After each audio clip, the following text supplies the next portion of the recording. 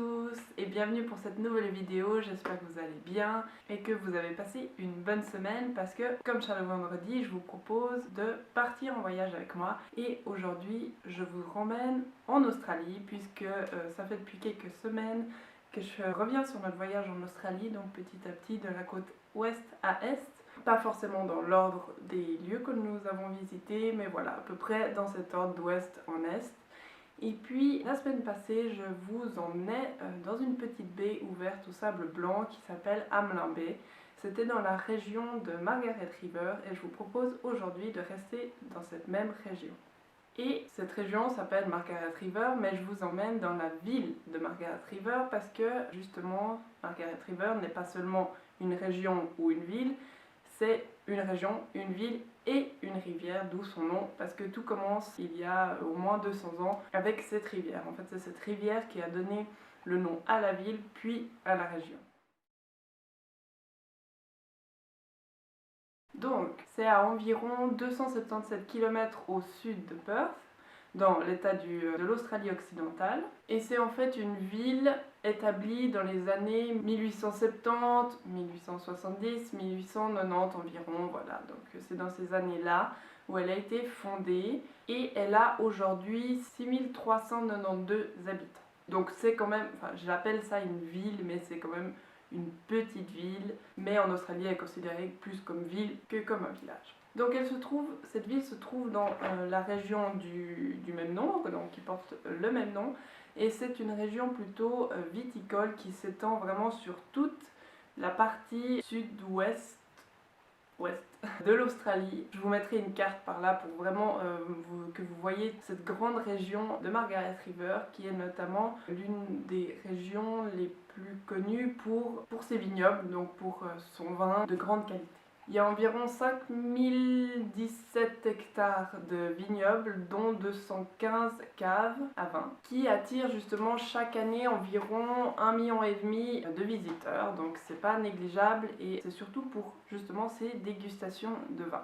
Donc, dans cette vidéo, j'ai plutôt envie de vous parler de la ville de Margaret River plutôt que de la région en général parce que c'est vraiment une très grande région et dans les vidéos suivantes peut-être que je reviendrai sur cette région donc avec d'autres petites villes ou de petits endroits, donc c'est pour ça que je ne m'attarde pas sur la région et je vais aussi un peu vous parler de la rivière qui traverse notamment la ville de Margaret River. Vous comprendrez très vite pourquoi j'en parle.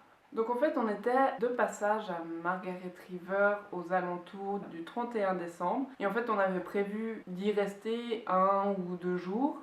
Et finalement on est resté 3 jours parce qu'on a beaucoup aimé l'endroit et aussi parce qu'on a rencontré un couple de Français. Et du coup on a passé aussi le nouvel an avec eux et on a décidé de rester un petit peu plus longtemps justement pour faire un peu plus d'activités parce que c'est vrai que c'est une région, ou du moins une ville, malgré sa petite taille, elle a tellement de choses à faire et à voir, c'est vraiment impressionnant et du coup on a vraiment voulu rester un petit peu plus longtemps pour justement aussi découvrir la rivière dont je vous parlais. Donc voilà, si ça vous intéresse, je vous propose de rester et de partir tout de suite à Margaret River et sur nos 3 jours passés là-bas où on a principalement fait du kayak et de la promenade en forêt. Mais avant de commencer, j'avais juste envie de vous donner 3 petites informations assez pratiques qui peuvent être utiles si vous êtes voyageur en van ou en 4x4 ou voilà. J'avais envie de vous donner 3 petits conseils assez pratiques dans la région. Donc, premier conseil, c'est où se parquer parce que c'est vrai que généralement quand on arrive dans un village ou une ville inconnue, on cherche les parkings longue durée ou ceux qui sont pas trop payants ou voilà. Et c'est vrai que dans les rues principales, c'est payant si je me rappelle bien.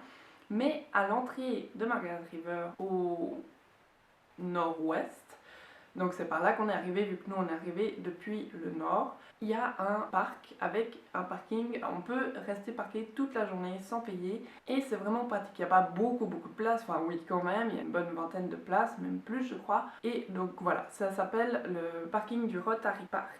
Et c'est vraiment pratique parce que justement il donne sur un parc dont je vous parlerai tout de suite après vu qu'on y a passé beaucoup de temps. Mais sachez que dans ce parking, c'est strictement interdit de dormir la nuit dans son véhicule. Bon, on sait, je le répète à chaque vidéo, c'est interdit partout en Australie.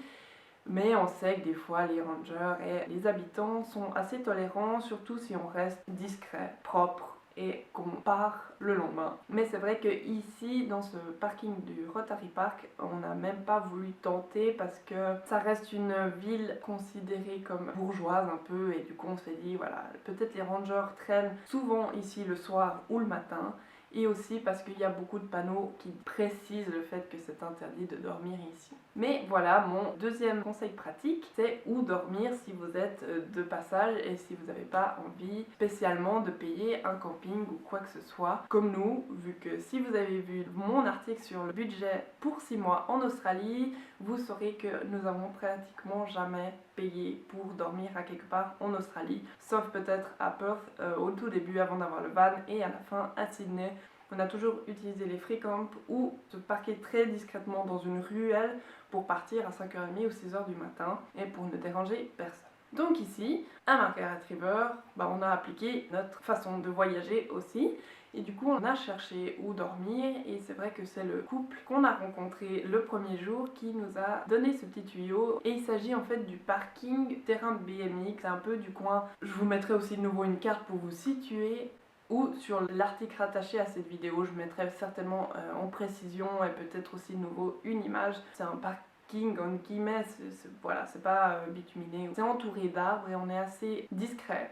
Surtout que personne ne traîne par là la nuit, c'est très loin des routes, et voilà. Donc c'est parfait pour y aller à la tombée de la nuit et repartir avant le lever du jour.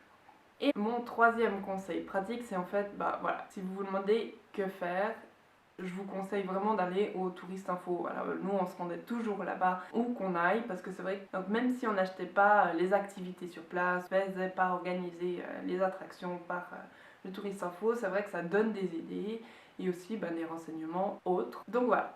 Sachez qu'à Margaret River, il ne manque pas d'activités, vous pouvez faire toutes sortes d'activités. Si vous aimez vous promener, faire du shopping, c'est possible. Si vous aimez vous balader en forêt, c'est possible. Si vous aimez faire du surf, c'est possible, parce qu'à moins de 10 km, vous êtes à l'océan et c'est un endroit très réputé pour le surf. Si vous aimez les dégustations de vin, c'est possible.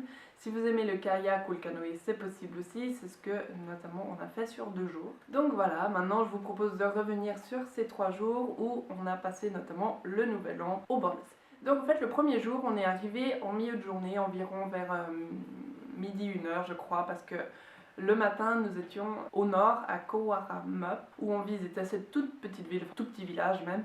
Voilà, on le visitait à vélo, et du coup, on est arrivé en milieu de journée à Margaret River. Mais avant d'arriver en ville, comme on venait depuis le haut, on a fait un petit crochet à Surfers Point. C'est l'endroit où je vous disais, très réputé pour les surfeurs. Et du coup, voilà, on n'en avait aucune idée de ce que c'était, mais j'ai vu le nom sur MapMe, et du coup, voilà, ça m'a donné envie d'aller voir juste avant d'entrer dans Margaret River. On a passé, on a vu, c'était vraiment magnifique, on s'est un petit peu promené. Mais on n'est pas resté parce que voilà, on a vu un peu les environs et on s'est dit forcément on va revenir parce qu'on avait vu une petite rivière, enfin la Margaret River justement en question. Et on avait vraiment envie de revenir avec le kayak. Donc du coup on s'est dirigé vers la ville de Margaret River. Et comme à chaque fois, avant d'arriver dans un endroit, dans une ville ou un village, on se renseigne toujours sur les parcs et les parkings. Surtout avec comme critère qu'il y ait un grill électrique. Et il y a justement le Rotary Park à l'entrée de Margaret River qui propose tout ça. Donc un parking gratuit, des barbecues électriques gratuits et des tables à manger, donc tout ce qu'on avait besoin. Et du coup on s'est rendu là, et comme c'était l'heure du repas, on a commencé à cuisiner. C'est là qu'on a rencontré justement le couple de Français dont je vous parlais juste avant. En fait on a fini par parler toute l'après-midi ensemble, et notamment à organiser le soir même, parce que voilà, c'était Nouvel An et on s'est dit pourquoi pas passer ensemble. Et du coup on a organisé ça. Et on s'était donné rendez-vous au Surfers Point, justement à la tombée du jour, pour regarder le coucher de soleil, manger, boire du champagne, et voilà, et attendre le nouvel an. Donc on a organisé un peu tout ça, après on s'est séparés quand même pour la fin de journée, faire les petites courses. Donc là on a aussi profité de visiter un peu la ville. Et en fin de journée, voilà, on s'était donné rendez-vous vers 18h je crois à Surfers Point. Et là, il n'y a pas eu de coucher de soleil parce que c'était très nuageux ce soir-là. Donc voilà, on a regardé l'océan. On a commencé à manger, boire du champagne, et après on a été dans le véhicule pour jouer à des jeux de société en attendant l'heure de minuit. Et voilà, on s'est bien amusé. On a dormi sur place parce qu'on s'est dit de toute façon les rangers vont pas déranger le jour du nouvel an. Donc on est resté dormir là et le matin on avait quoi face à nous? L'océan, c'était vraiment magnifique avec tous ces surfeurs à peine 7h du matin, il y en avait déjà plein. Donc voilà, on a pris notre temps, on a déjeuné, j'ai fait mon petit sport, voilà, on s'est un peu baladé jusqu'à 1h, 2h30 de l'après-midi je crois, où on a décidé de revenir à Margaret River, d'aller au Tourist Info justement pour demander depuis où on pouvait sortir le kayak, parce qu'on peut pas faire la rivière d'un coup, parce que c'est vrai qu'il y a un peu des sortes de barrages et puis des petites cascades qui empêchent de faire d'une traite la rivière, mais c'est vrai qu'on a sorti le kayak à un endroit et franchement vous allez voir avec les vidéos, c'était vraiment sublime, il n'y avait personne déjà, c'était très tranquille et c'était vraiment magnifique avec ces arbres blancs morts qui sortent de l'eau, vraiment un peu une forêt engloutie, c'était vraiment magnifique. Et c'était vraiment un peu une rivière cachée à bordée de la forêt, donc c'était très calme, le courant était très faible. Et c'est vrai qu'on a passé pas mal de temps, je crois, peut-être 2 heures de kayak. Et avant ce kayak, ou après je sais plus exactement, mais on s'est promené aussi dans la forêt, accessible notamment depuis le Rotary Park, donc derrière ce parc. Et en fait vous traversez la rivière Margaret River, et voilà, après vous êtes vraiment dans une magnifique forêt, et du coup on a fait ça aussi ce jour-là. Donc je vous conseille, si vous êtes dans le coin, de visiter cette forêt parce qu'elle vaut le détour. Et si vous avez un kayak, parce que c'est vrai que nous, on avait décidé d'investir dans un kayak, mais sinon, sachez qu'il est possible d'en louer justement à l'embouchure de la rivière. Et justement, c'est ce qu'on a fait le 3e jour. Donc 2 janvier, on a décidé de ressortir le kayak, vu que notre première sortie en kayak s'était tellement bien passée, on avait hâte de découvrir le début. Donc depuis l'embouchure, on a décidé de ressortir le kayak, donc redirection le Surfers Point, où justement il y a donc l'embouchure de la rivière. Et voilà, c'est un beau petit estuaire, vous verrez si vous allez lire l'article en lien avec cette vidéo, je décris un petit peu mieux comment est formée la rivière, mais sachez que c'est un petit estuaire non relié à l'océan.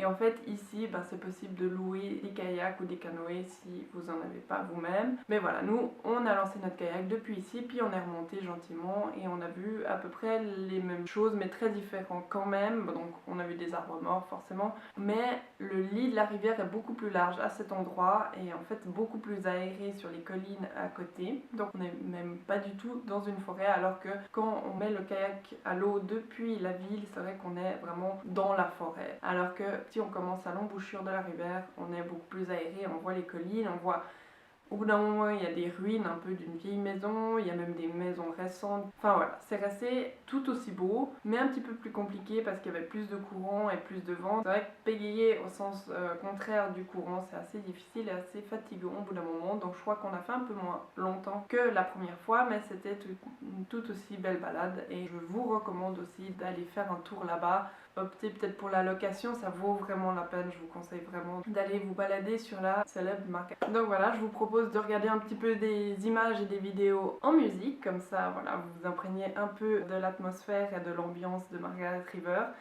Et je vous dis à tout de suite.